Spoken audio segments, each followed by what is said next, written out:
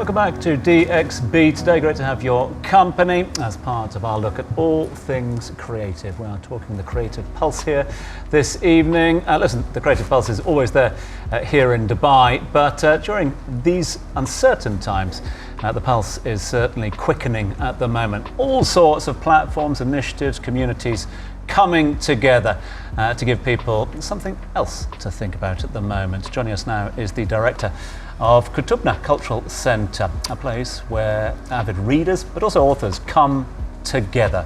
Welcome to the show, Shada Amatawa, who joins us live here.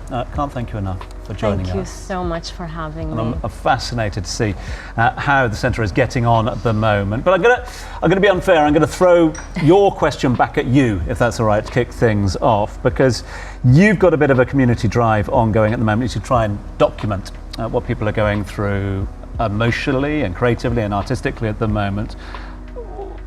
What's it like to be a writer right now during uncertain times? On April 12, we held an event at Qutubna Cultural Centre that brought together 7 authors to talk about their experience of writing during a time of war. And one of the things that the moderator, Tamriz Inam, said is writers are people who feel very strongly already, even outside of a time of war. So when we have a war, then emotions increase even much more. So how do writers deal with this? Some writers have had to disrupt the projects that they were working on already. And that's something that really emerged when we were in that room together, gathered as writers, that community really, really matters.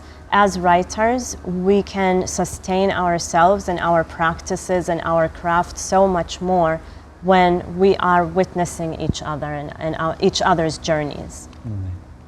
Wouldn't you also say that maybe during times like these, when there's so many Western narratives about the region, that it's important to kind of centralize voices from the region to kind of offer that nuance and perspective? And if so, like, do you recommend any particular authors and their books coming from the region? Absolutely. I think this is always important because misrepresentations about the Middle East, Islam, Arab people, and the Gulf have always been there, and they will probably continue to be there. So it's very important for us when we're consuming media, whether that's books or art or anything else, to listen to the people who are from our region and to represent ourselves by ourselves. I think one important book that I want everybody to read is called Do Muslim Women Need Saving?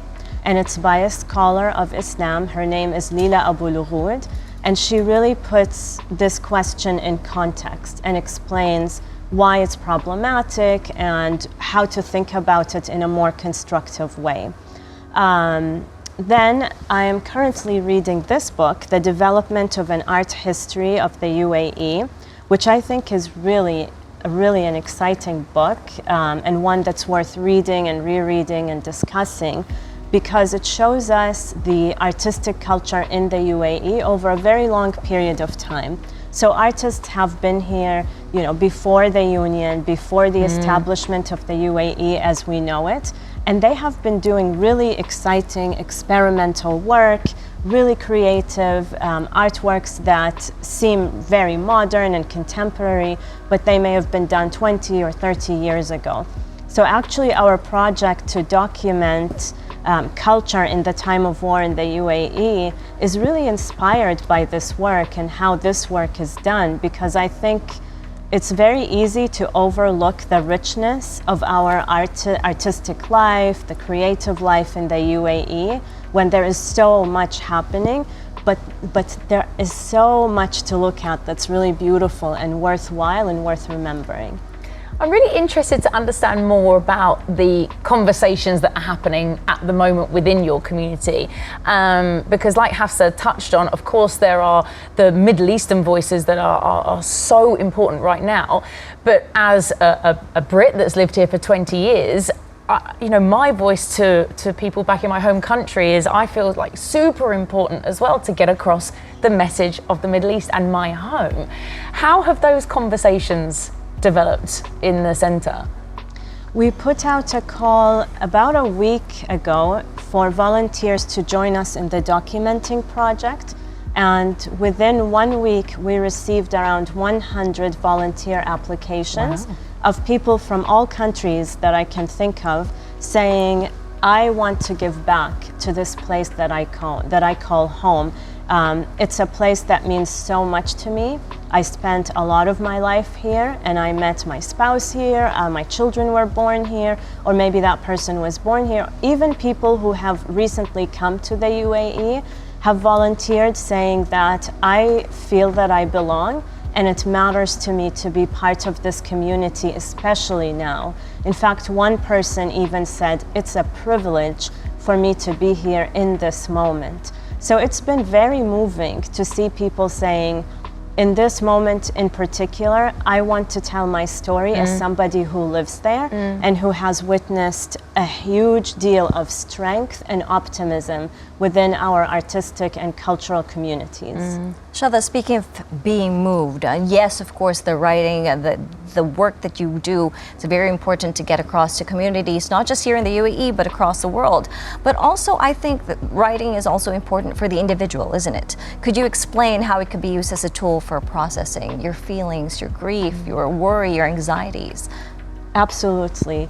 So when you're writing, when you sit down and let's say write a poem, you're allowed to write in fragments. You're allowed to let go of your feelings in pieces. And they don't have to make sense, but once you're letting them go, you let go of the burden of maybe processing that with somebody else or putting the burden on somebody else to help you process it. So in a time of conflict, a time of fear and anxiety, writing allows us to just let go so we can continue functioning. It's beautiful. And do you think, have you seen a sort of change down at the centre itself? Because you think of Kutubna and, you know, you created this oasis where people could get away from things, this oasis of calm where you could read, where you could write, where you could create, etc. We just talked about the media, the noise there. You talked about the noise a little earlier on that a lot of us have got used to, the noise of opinions. Is there a sort of change where people are sort of craving that refuge from the overall noise? Yes, absolutely, yes. Because everybody is so excited to create a world on their own terms. So rather than having to watch the news constantly in every single minute of the day, we're choosing to let that go for a short period of time, to be together as a community who cares about the mind and bigger questions about life, and to read texts that have enduring importance.